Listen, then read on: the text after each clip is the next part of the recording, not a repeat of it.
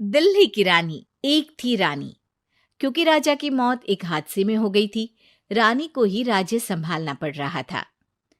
रानी का नाम था रानी रश्मिवती। रानी ईमानदार थी और प्रजा की सेवा में लगी रहती थी। एक दिन उसके दरबार में 3 नौजवान आए, रमेश, सुरेश और दिनेश। कहो, क्या सहायता कर सकती हूँ मैं तुम्हारी? हम आपके दरबार में काम करना चाहते हैं ताकि जनता की सेवा कर सके। लेकिन अभी तो तुम्हारी उम्र बहुत छोटी है। तुम लोगों को तो अभी अपनी पढ़ाई पर ध्यान देना चाहिए। हमारा मन पढ़ाई में नहीं लगता। माता पिता को लगता है कि हम किसी के लायक नहीं हैं और हम साबित करना चाहते हैं कि हम लायक हैं। उत्साह बहुत अच्छा है, मगर अभी उम्र कच्ची है तुम लोगों की। अरे उम्र से क्या होता है रानी जी? शास्त्रों में लिखा है कभी किसी के ज्ञान को उसकी उम्र के आधार पर नहीं देखना चाहिए। बात तो सही है तुम्हारी। और अगर सच में तुम अगर ये संकल्प करके आए हो कि तुमको यहाँ काम करना है, तो पहले परीक्षा देनी पड़ेगी। 3 परीक्षा, एक शारीरिक परीक्षा, एक बुद्धि की परीक्षा और एक देशभक्ति की परीक्षा। और ये क्या है? वो मंत्री महोदय तुम्हें समझा देंगे। हमारे पास समय नहीं है। अगर तुम लोग तैयार हो तो बताओ। हाँ हाँ, हम तैयार है किसी भी परीक्षा के लिए। मैं भी तैयार हूँ कुछ भी कर गुजरने के लिए। तो ठीक है मंत्री जी, आप इन तीनों की परीक्षा कल से ही शुरू कर दीजिए। जो आ गया रानी साहिबा। अगले दिन से ही तीनों की परीक्षा शुरू हो जाती है। पहले शारीरिक परीक्षा, यानी किस में कितना है दम, ये देखेंगे हम। क्योंकि शरीर में दम होगा तभी तो प्रजा की सेवा में दम लगा पाओगे। हमें क्या करना होगा? वो पेड़ दिख रहा है, जो सबसे पहले चढ़ेगा उस पे दरबार में नौकरी पाने के अवसर उसी के बढ़ जाएंगे। मैं चढ़ता हूँ। अरे रुको रुको, गिनती गिनने दो। 1, 2, 3।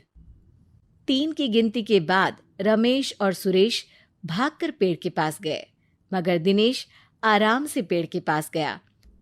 जैसे ही रमेश और सुरेश आधे पेड़ तक चढ़ गए, दिनेश ने उन दोनों की टांग पकड़ के उन्हें नीचे गिरा दिया और खुद पेड़ पर चढ़ गया। दिनेश की जीत हुई। अरे लेकिन इसने बेईमानी की। बेईमानी नहीं की, बुद्धि लगाई। शरीर के दम के साथ दिमाग में भी दम होना चाहिए। क्यों मंत्री जी? हाँ हाँ, बात तो तुम्हारी सही है, लेकिन बात अगर बुद्धि की है तो बुद्धि की असली परीक्षा हम कल लेंगे। शाम को जाकर मंत्री रानी को सब बता देते हैं। यानी दिनेश उन सब में ज्यादा होशियार है। जी रानी साहिबा। अगले दिन तीनों की बौद्धिक परीक्षा का समय होता है। आज हमें क्या करना है मंत्री जी? थोड़ा सब्र करो, कल जल्दबाजी में ही हारे थे तुम। सही कह रहे हैं मंत्री जी। अरे तू क्यों ज्यादा बोल रहा है? तू भी तो हारा था ना कल। ए दिनेश, ज्यादा होशियार मत बन। अरे अरे अरे, लड़ो मत। आज की परीक्षा पर ध्यान दो। आज की बौद्धिक परीक्षा में ये कुछ बोरे हैं, कुछ में नमक है और कुछ में रुई। जिसको जो ले जाना है उठा लो। देखते हैं कि कौन जल्दी से कोई भी एक बोरा नदी के उस पार लेकर जाता है। समय शुरू होता है अब। तीनों बोरों की तरफ बढ़ते हैं।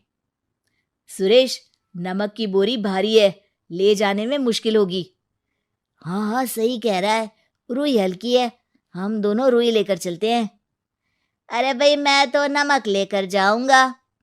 रमेश और सुरेश ये सोचकर हंसते हैं कि आज तो दिनेश हार ही जाएगा। दौड़ शुरू होती है। 1, 2, 3। तीनों नदी की तरफ भागते हैं। रुई में वजन कम होने के कारण रमेश और सुरेश आगे निकल जाते हैं और दिनेश थोड़ा पीछे। पर जैसे ही वो सब नदी में जाते हैं, दिनेश की बोरी का नमक गलने लगता है और वजन कम हो जाता है, जबकि रमेश और सुरेश की रुई में पानी भर जाता है और बोरी का वजन बढ़ जाता है। अरे ये इतनी भारी क्यों हो गई रमेश? अरे मुझे क्या पता, शायद जादुई बोरी है। अरे लगता है कि हम बेवकूफ बन गए। बने नहीं हो, तुम हो ही बेवकूफ। इतना तो पता होना चाहिए कि पानी में नमक गल जाएगा। दिनेश का पूरा नमक गल जाता है और बोरी खाली हो जाती है। वो जल्दी से रेस पूरी कर लेता है। इस परीक्षा के विजेता भी दिनेश ही हैं। उसने दिमाग लगाकर दिखा दिया कि वो बौद्धिक परीक्षा में भी रमेश और सुरेश से आगे है। अब कल तुम्हारी देशभक्ति की परीक्षा होगी, जो स्वयं रानी मां लेंगी। रात को फिर मंत्री रानी के पास जाकर बता देते हैं कि आज की परीक्षा में कैसे दिनेश ने अक्लमंदी दिखाई और बौद्धिक परीक्षा में भी उसी की जीत हुई। अरे वाह, दिनेश तो हमारे बहुत काम आ सकता है। हम उत्साहित हैं कल की परीक्षा के लिए।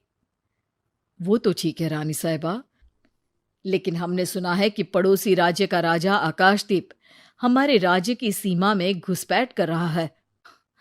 ये तो चिंता की बात है। हमें जल्द ही कुछ करना चाहिए। अगले दिन रमेश, सुरेश और दिनेश अपनी आखिरी देशभक्ति की परीक्षा के लिए दरबार में आते हैं। प्रणाम रानी साहिबा। नमस्कार रानी जी। प्रणाम रानी माँ। हमने तुम्हारी परीक्षा पर गौर किया। दिनेश आगे हैं। हम तुम तीनों में से किसी दो को ही दरबार में काम दे सकते हैं। किसी एक को आज जाना होगा। तो देशभक्ति की परीक्षा के लिए तैयार हो? पूरी तरह से। मैं तीनों से एक ही सवाल करूंगी। जिसका जवाब सबसे सही लगेगा उसे तो नौकरी मिल ही जाएगी। फिर दूसरे सबसे सही जवाब देने वाले को भी काम मिलेगा। आप लोगों का समय शुरू होता है अब। ज्यादा सोचने का समय नहीं होगा। जो मन में पहली बात आए उसका जवाब दे। तो सवाल यह है कि तुम इस मिट्टी के लिए क्या कर सकते हो? मैं इस मिट्टी को साफ रखूंगा। यहाँ के लोगों के भोजन की कमी को मैं पूरी करूंगा।